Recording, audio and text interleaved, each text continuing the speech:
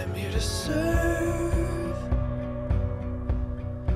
I'm here to give. I'm here to worship you with the way that I live.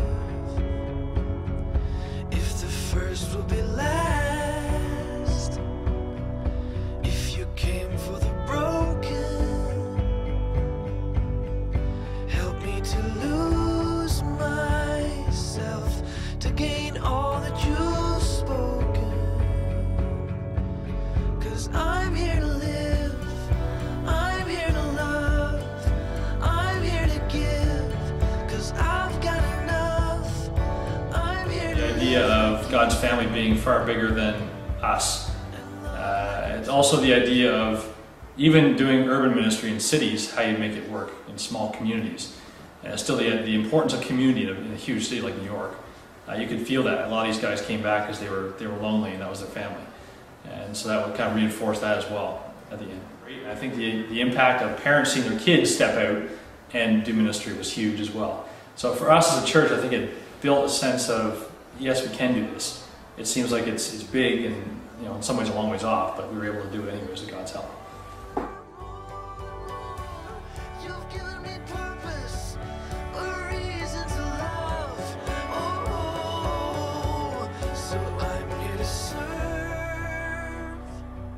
It was really neat as parents to take our teenager with us to New York and to see how she really matured in her serving of Jesus. And by the end of the week, she was sitting right down with the guys that we served in the home without us being with her, and just engaging in conversation and just accepting the people that didn't have anything as just a regular person, and just sharing her serving abilities and her gifts of hospitality with them.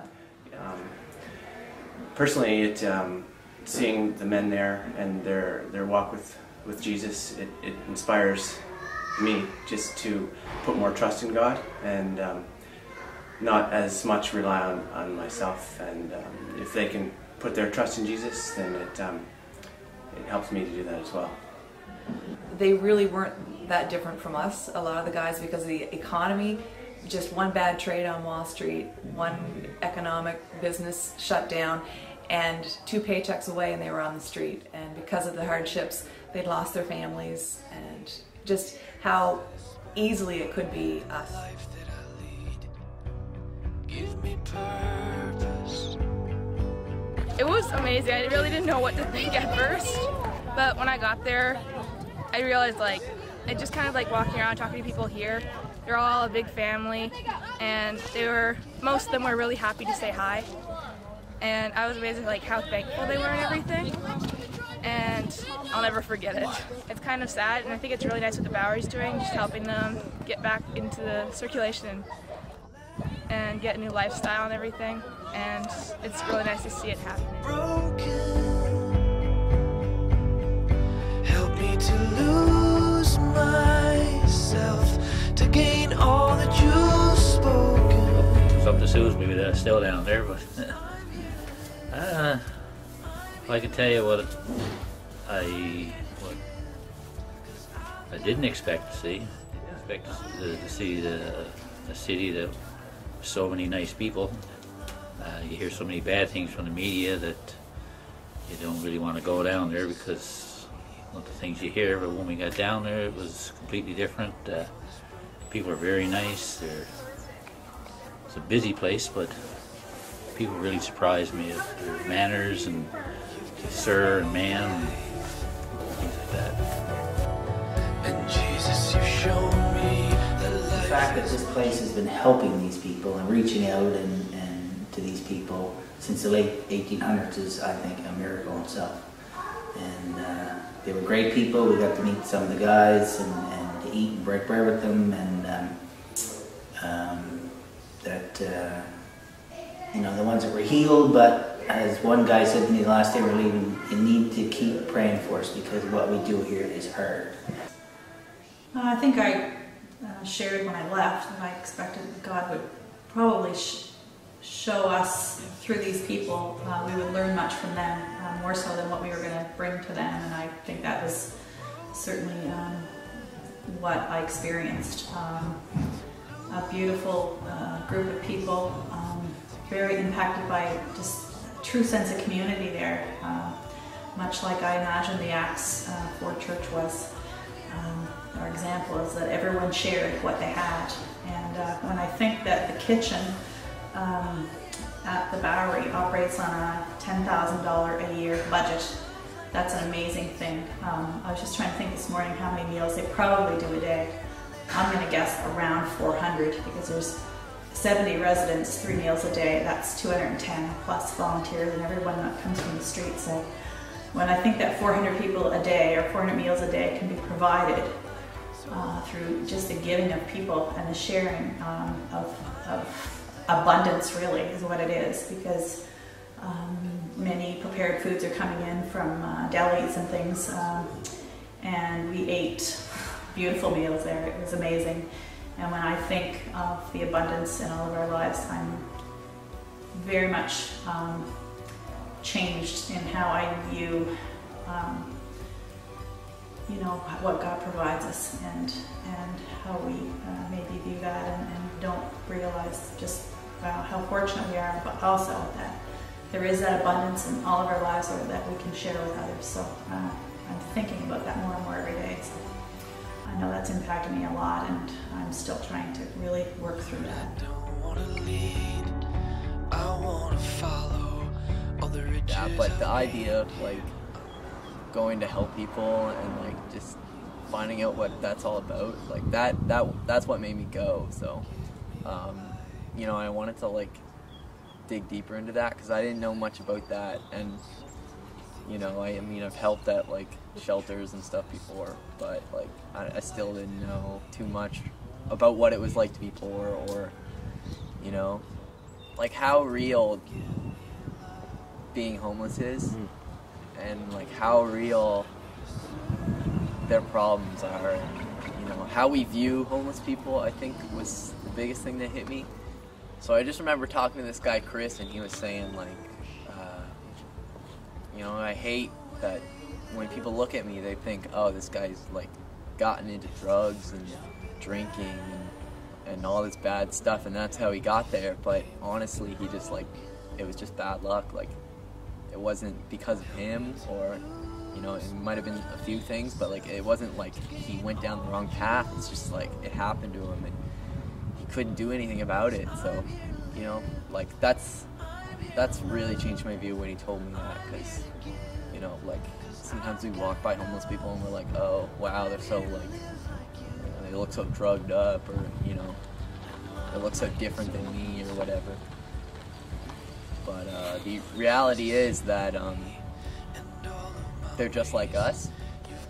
This was my first time dealing with this, and I really need to figure it all out, and it was just kind of all a blur to me. Yeah. So it was a first time experience, and I think God worked in my heart more than I worked in their hearts.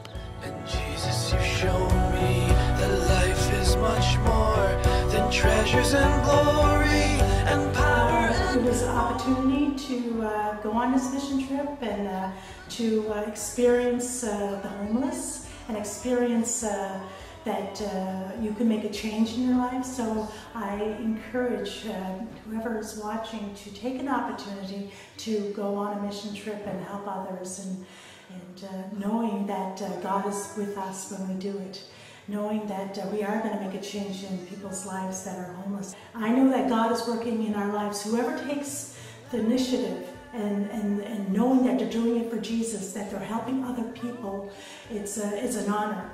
So I encourage everyone in this church to take a good look at serving, even if it's here in Halifax or it's around the world, wherever God presents you to be, wherever God wants you to, wherever He leads your heart to be. Just truly, it's been an inspiration, eye-opening, and very heartbreaking, but God gives you the courage, He gives you the strength when you need it.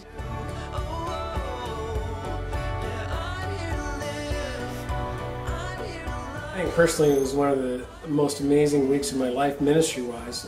I just saw people who were totally transformed in their life, both spiritually and just in many, many other ways. It was just an incredible experience. I think one of the greatest things for me was seeing people who maybe had been somewhat involved who have really stepped up and have really taken on really ministry in maybe a different form than they really ever have. And I think for me that's a really good sign that the trip was really impactful. I think about the guys that felt like family and you know, just the guys in the program and how we get to know them, and just being out on the streets and passing out things to the community, working the line, doing chapels, and just making a real impact for Christ and seeing a real difference and seeing God move in a mighty way. That's what's going to impact me the most. It was a very humbling experience in the sense of they were very thankful. When they went through the food lines, they were very respectful. They said sir or ma'am, and they were just really thankful for what they had. They were really grateful. It really taught me what it meant to be thankful. I'd recommend it to anybody. I just think we need to really pray for the mission that they do down there. They show Christ in very practical ways, and they just they do an amazing job. And I think for a lot of them, it's just seeing one more person transformed by the power of Christ and see them come to a just deeper level in their faith. And every time that happens, I think it just really excites those that work there and really gives them energy to do what God has called them to do. Give me purpose. Give me love. 'Cause I'm here to serve. I think what's impacted me most is how my life has changed since then. You always hear that it's not so much maybe about the week that you spend, but more about what happens afterwards. And that for sure has been a realization for me, that the week there was wonderful and amazing and I would never change it, but I know that since then my life has been changed in how I approach things, and my study of the Word, and just going deeper with God. I'm really wrestling with what trust means right now, and I think just my whole experience from New York is really just leading me to a better understanding of what it means to trust God in life circumstances. Live like you and love like you told me to. Lord Jesus, you know me